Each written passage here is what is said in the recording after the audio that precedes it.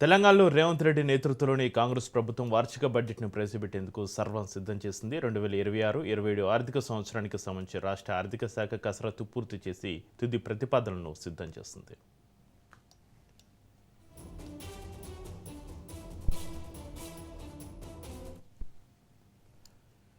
ఇప్పటికే ఈ నెల 16న తెలంగాణ బడ్జెట్ సమావేశాలు ప్రారంభం కాగా రాష్ట్ర ఆర్థిక శాఖ 2026-27 వార్షిక బడ్జెట్ను సర్వం సిద్ధం చేసింది.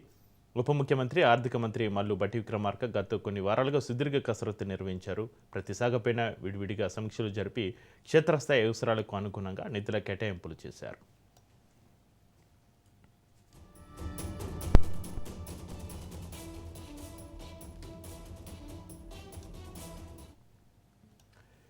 ఈ సమీక్షా సమావేశంలో మంత్రులు ఉన్నతాధికారులు పాల్గొని తమ శాఖల ప్రాధాన్యతలను వివరించారు. ముఖ్యంగా కాంగ్రెస్ ప్రభుత్వం ప్రజలకు ఇచ్చిన అభయహస్తం 6 గ్యారెంటీలు ఇప్పటికే అమలవుతున్న పథకాలతో పాటు ఇంకా అమలు కావాల్సిన హామీలకు ఈ బడ్జెట్లో సింహభాగం నిధులు కేటాయించినట్లుగా తెలుస్తుంది. సంక్షేమే ఊపిరిగా అభివృద్ధియే లక్ష్యంగా ఈ పద్ధతులు సిద్ధమయ్యాయి. ఇక ఈసారి బడ్జెట్ పరిమాణం రికార్డు స్థాయిలో 3.26 లక్షల కోట్లు ఉండవచ్చని ఆర్థిక నిపుణులు అంచనా వేస్తున్నారు. ఈ బడ్జెట్లో కేవలం సంక్షేమే కాకుండా రాష్ట్ర భవిష్యత్తును మార్చే ఐకానిక్ ప్రాజెక్టులకు ప్రభుత్వం ప్రాధాన్యత ఇచ్చింది. ఇక గ్లోబల్ సిటీగా హైదరాబాద్ గుర్తింపును పెంచేలా ఫ్యూచర్ సిటీ అభివృద్ధికి భారీగా నిధులు కేటాయించే అవకాశం ఉంది. నగర పర్యావరణాన్ని మార్చే మూసీ ప్రక్షాళన ప్రాజెక్టుకు కీలక కేటాయింపులు జరిగే అవకాశం ఉంది. ఇక నిరుద్యోగితను పారద్రోలేలా యంగ్ ఇండియా స్కిల్ యూనివర్సిటీ రాష్ట్ర వ్యాప్తంగా నిర్మిస్తున్న యంగ్ ఇండియా రెసిడెన్షియల్ స్కూల్స్కు అత్యధిక ప్రాధాన్యత ఇవ్వనుంది. ముఖ్యమంత్రి రేవంత్ రెడ్డి నేతృత్వంలోని కేబినెట్ సమావేశం ఇవాళ జరగనుంది. ఈ సమావేశంలో బడ్జెట్ ప్రతిపాదనలకు మంత్రుల మండలి అధికారికంగా ఆమోదం తెలపనుంది. అనంతరం ఆర్థిక మంత్రి భట్టి విక్రమార్క శాసనసభలో బడ్జెట్ను ప్రవేశపెట్టనున్నారు. గత ప్రభుత్వాల కంటే భిన్నంగా వాస్తవిక దృక్పథంతో కూడిన ప్రగతిశీల బడ్జెట్ను ప్రజల ముందుకు తీసుకురావాలని సర్కార్ భావిస్తుంది. ఈ భారీ బడ్జెట్ ద్వారా సామాన్యుడి ఆశలు ఎంతవరకు నెరవేరుతాయో వేచి చూడాలి.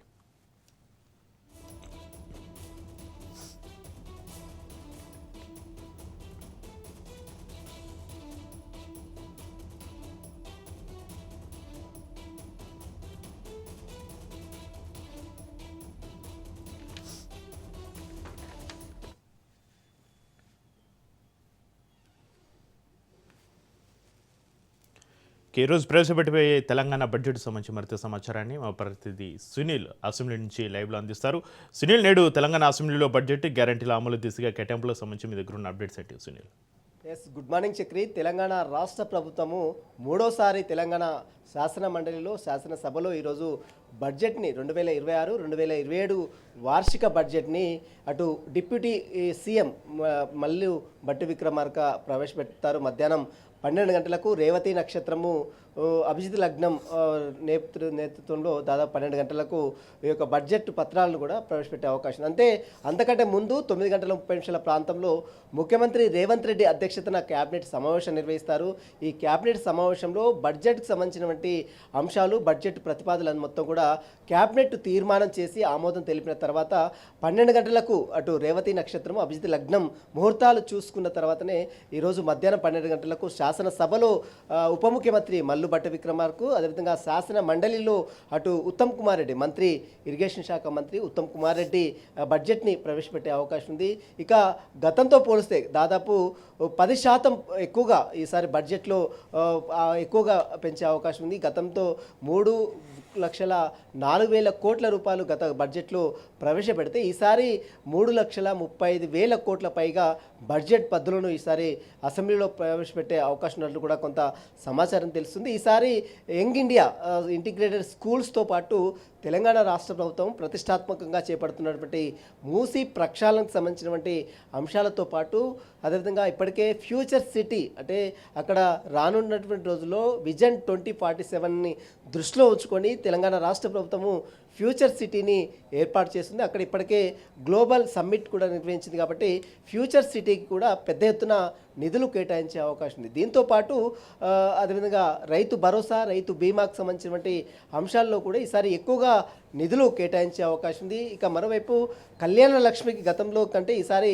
30,000 కోట్లు అదనంగా పెంచే అవకాశం ఉంది. ఈసారి దానికి ఎక్కువగా ప్రాధాన్యత కల్పించే అవకాశం ఉంది. దీంతోపాటు అథ్లెటిక్స్కి పింఛన్స్ సంబంధించినటువంటి అంశాలు కావచ్చు, మరోవైపు రిటైర్మెంట్ అయినటువంటి ఉద్యోగులకు సంబంధించినటువంటి బెనిఫిట్స్ ఇప్పటికే నిలిచిపోయాయి కాబట్టి వాటికి సంబంధించినటువంటి విషయాలపై కూడా ఈ బడ్జెట్లో పెద్దపీట వేసే అవకాశం కూడా కనబడుతుందని చెప్పవచ్చు. ఇక మరోవైపు రైతులకు సన్నబియ్యం పండించిన రైతులకు 500 బోనస్ ఇప్పటికే ఇస్తున్నటువంటి రాష్ట్ర ప్రభుత్వము వాటికి సంబంధించినటువంటి నిధులు ఈసారి ఎక్కువగా కేటాయించే అవకాశం ఉంది.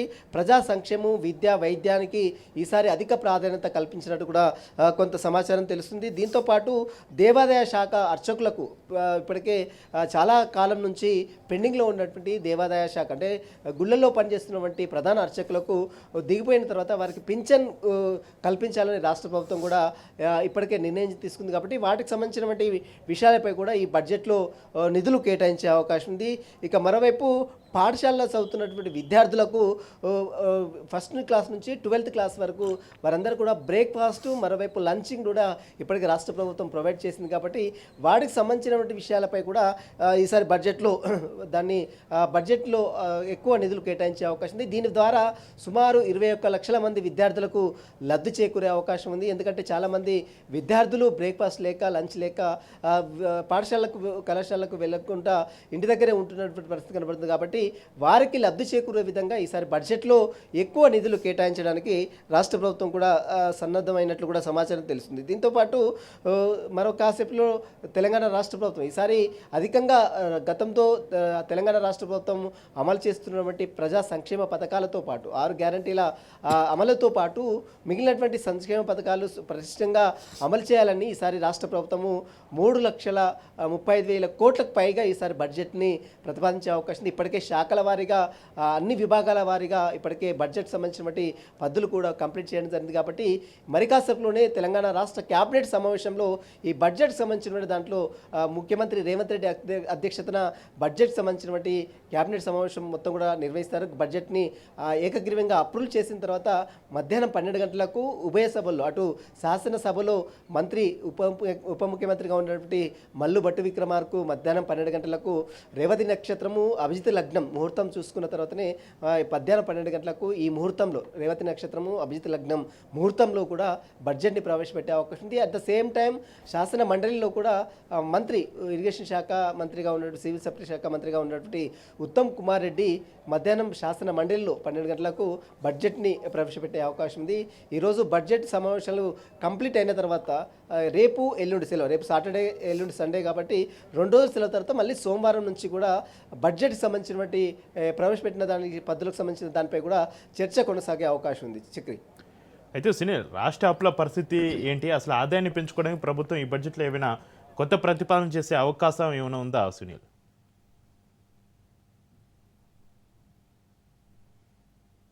సునీల్,